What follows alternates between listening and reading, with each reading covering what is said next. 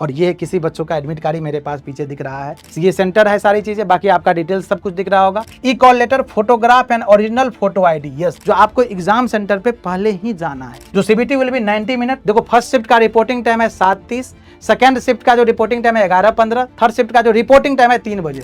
8:30 में gate close first shift वाले का, शिफ्ट 2 का 12:15, शिफ्ट 3 का 4 बजे तक। Yes, hello everyone, welcome to engineers वाला। कैसे हैं आप लोग? उम्मीद करता हूं अच्छे होंगे, स्वस्थ होंगे और बेहतरीन अंदाज में आरआरबी जेईई सीबीटी 1 एग्जाम का प्रिपरेशन में लगे होंगे।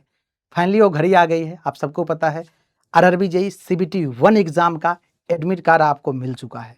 यस, और ये किसी बच्चों का एडमिट कार्ड ही मेरे पास पीछे दिख रहा है।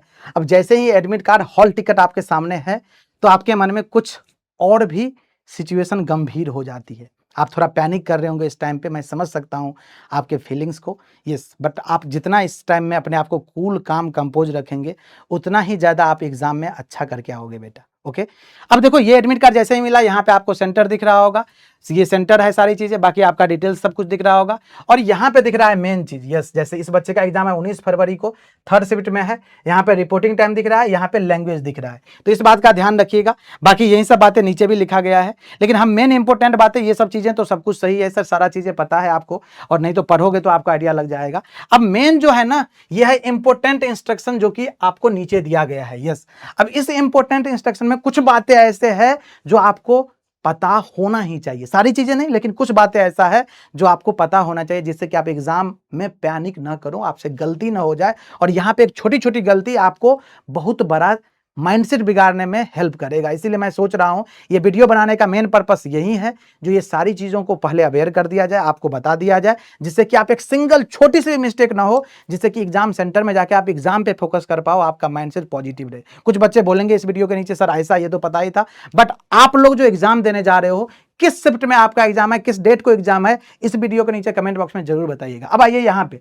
देखो, यहाँ लिखा है instruction to the candidate.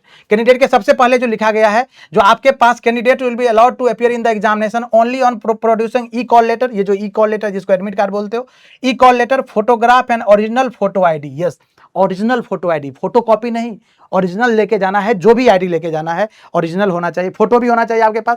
Size क्या होना चाहिए ये मैं बता दूंगा आपको, अभी सारी चीजें लिखा गया है। और आपके पास ई कॉल लेटर होना चाहिए। यस, अब इसमें कोई कंफ्यूजन नहीं, जो सर ब्लैक एंड व्हाइट लेके जाएंगे या कलर लेके जाएंगे, कैसा भी ई कॉल लेटर है चल जाएगा, कोई दिक्कत नहीं।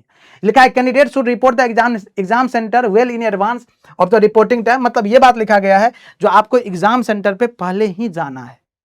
आप पहले जाओगे तो जो बायोमेट्रिक वगैरह होता है, जो भी वेरिफिकेशन वगैरह होता है, उसको आराम से कर लोगे आप। और एग्जाम सेंटर पहले विजिट करने के और भी फायदे हैं। फायदे ये हैं, जो आप अपने आप को थोड़ा सा पैनिक नहीं करोगे, थोड़ा सा कंपोज, कूल, काम रखने में हेल्प करेगा ये सारी चीज़ें। लास्ट टाइम में जब पहुंचते हो ना, जल्दबाजी में जल्दी जल्दी जल्दी जल्दी, तो फिर पैनिक रहते हो। एग्जाम सेंटर में जाते हो अंदर, वहाँ पे भी पैनिक करते हो, और फिर पेपर खराब होने के चांसेस बढ़ जाते हैं। इसलिए पहले विजिट कर लीजिएगा सारी चीज़ों के साथ, डॉक्यूमेंट जो मैं बताया हूँ उन सब के साथ। और देखो, ये 3 जो शिफ्ट में पेपर है, जैसा आपको पता है, जो सीबीटी विल बी 90 मिनट, 1.5 घंटे का पेपर है, 100 क्वेश्चन रहने वाला है। देखो, फर्स्ट शिफ्ट का रिपोर्टिंग टाइम है 7:30, सेकंड शिफ्ट का जो रिपोर्टिंग टाइम है 11:15, थर्ड शिफ्ट का जो रिपोर्टिंग टाइम है 3 बजे। मतलब तब से आपका रिपोर्टिंग, मतलब एंट्री स्टार्ट हो जाएगा, सेंटर पे एंट्री स्टार्ट हो जाएगा।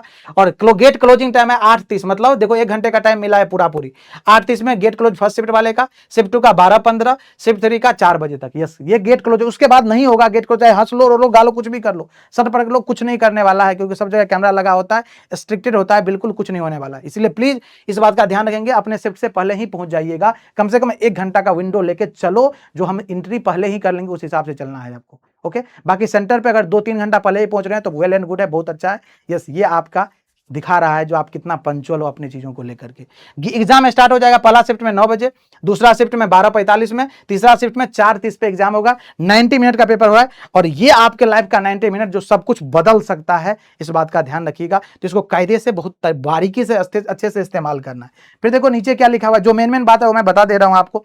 सबसे पहली बात यही लिखा है, जो गेट क्लोजिंग टाइम जो लिखा हुआ आपके टेस्ट सेंटर पे, उससे पहले पहुंचना है, जिससे कि आपको कोई दिक्कत ना हो। आपको डेट, आपका शिफ्ट, ये चीज प्रॉपर जरूर ध्यान से देख लेंगे आप लोग। 19, 20 और 25 को पेपर है, ये बात पता है।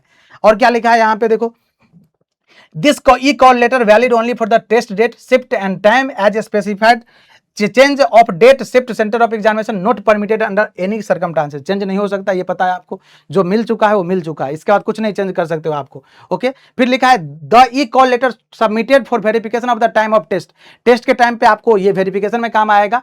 एट लिस्ट 2 ओरिजिनल, देखो लिखा है at least 2 original and valid photo identification card that is not photocopied or same or expired, scanned or expired, आपके पास ओरिजिनल ही होना चाहिए। कितना लिखा गया?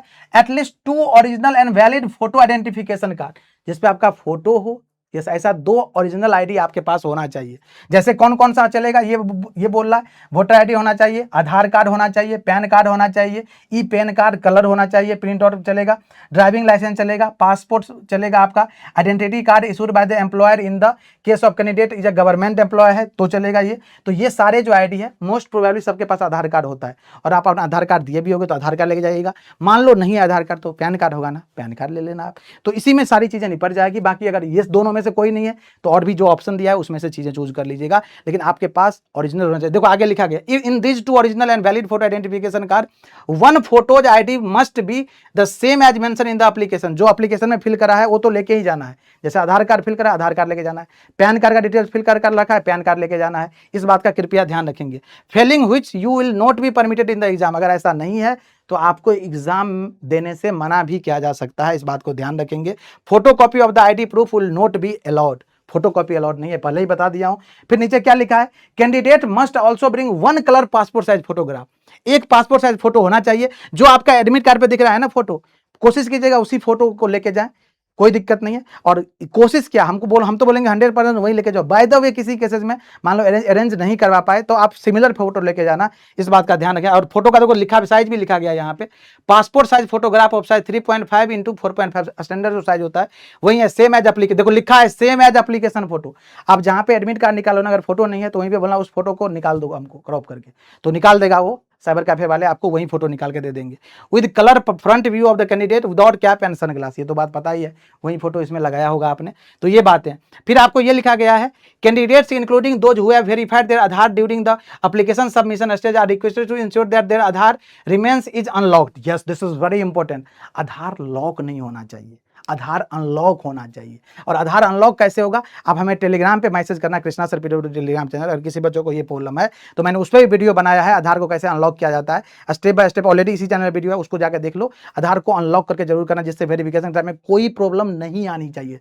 This is very important. Okay, बाकी देखो यही बातें लिखा गया, आपका जो एडवर्टाइजमेंट है वो बाकी सब पता ही है। बैंड है, items electronics gadgets such as mobile phone, paper, ये सब वॉच वगैरह कुछ भी पहन के नहीं जाना है। बॉटल भी लेके जाना है तो ऐसा बॉटल जिसमें आर पार देख सकते हो वो बॉटल लेके जाना है, सारी चीजें। बाकी कोई भी चीज लेके मत जाना, और कोई हाथ में पहनते हो चीज वगैरह उसको भी खोल के देना, क्योंकि एग्जाम सेंटर तो ऐसे ही बाहर निकाल लेगा। की वगैरह रखने का व्यवस्था होता है, की वगैरह साइड में रख देगा आपका, यस। बट अगर नहीं लेके जाने का आपका बन रहा है, वहाँ पे बाहर में कोई है या रूम आसपास में है तो नहीं लेके जाना, क्योंकि ये सब छोटी छोटी चीज़ें टेंशन देगा बाद में, तो उसको नहीं लेके जाना, जिससे कि चीज़ें आसान रहे एग्जाम पे फोकस कर पाओ।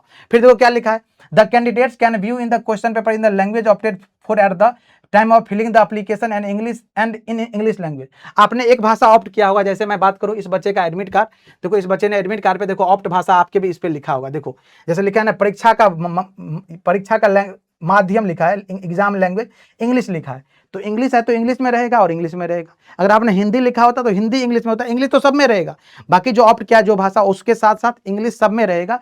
ये बात इन्होंने क्लियरली यहाँ पे लिख दिया है। Okay, opted at the time of filling of the application and the English language. If English language is opted, then question paper will be with the English language only. अगर इंग्लिश ऑप्ट किया तो केवल English में ही paper रहेगा, ये बात इन्होंने बता दिया।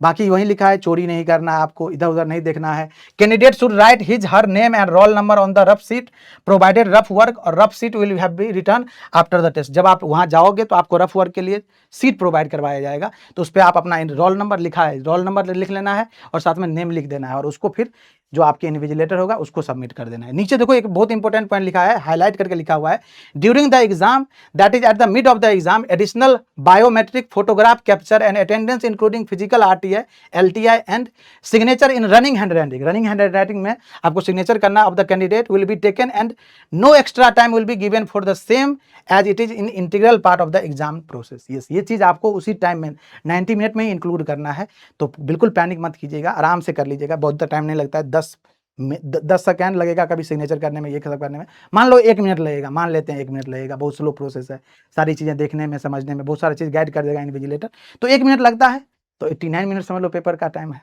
तो ये चीज़ें करना है, बहुत जरूरी है, ये एग्जाम का पार्ट है, ये बता रहे हैं। कोई भी दिक्कत हो रहा है, स्पेशल इंस्ट्रक्शन, तो आप वहाँ पे जो इन्विजिलेटर होगा उनसे पूछ लीजिएगा, वहाँ पे अनाउंसमेंट भी होता रहता है, गाइड करते रहते हैं वो लोग। मान लो पैनिक कभी कभी होता है ना, सेंटर पे कुछ सिचुएशनल चीज़ें आ जाती है, ऐसा नहीं होगा, लेकिन मान लो अगर ऐसा भी हो गया तो आपको कुछ नहीं करना है, आपको किसी दूसरे दोस्तों से बात नहीं करना है, अड़ोसी पड़ोसी से बात नहीं करना है, आपको वहाँ पे जो इन्विजिलेटर है, कुछ भी सिस्टम में प्रॉब्लम आ रही है, माउस नहीं काम कर रहा है, सिस्टम ब्लिंक कर रहा है, ऐसा होता है कभी कभी, तो आप सीधा इन्विजिलेटर से कॉन्टेक्ट कीजिए, वहीं आपके चीज़ों को सॉल्व कर देगा। अगर अगल बगल में बात करते पकड़ा जाओगे तो लिखा है सीसीटीवी सर्वेलाइंस में रहते हो आप लोग, आपको प्रॉब्लम आ सकती है, आपका एग्जामिनेशन जो है वहाँ से कैंसिल भी किया जा सकता है, तो इस बात का कृपया ध्यान रखिए। नीचे में या लास्ट में यही लिखा गया है, be aware of touts brokers and job rackets, only merit can fetch you और रेलवे जॉब, केवल मेरिट ही आपको रेलवे जॉब दे सकता है। और नीचे लिखा best RRB wishes you all the best. Yes, from my side, पूरी न्यूज़ वाला टीम के भी आप पे, मैं भी आप सभी को एग्जाम की बहुत सारी शुभकामनाएं देना चाहूँगा। आप जितना पढ़ चुके हैं, जितना कर चुके हैं, जितना आपने मेहनत किया है, उसको परफॉर्म करने का समय आ गया है बेटा। आराम से कूल काम कंपोज होकर के जाइए और एग्जाम में मचा के आइएगा। हमारी तरफ से, हमारी पूरी टीम की तरफ से आपको ऑल द बेस्ट।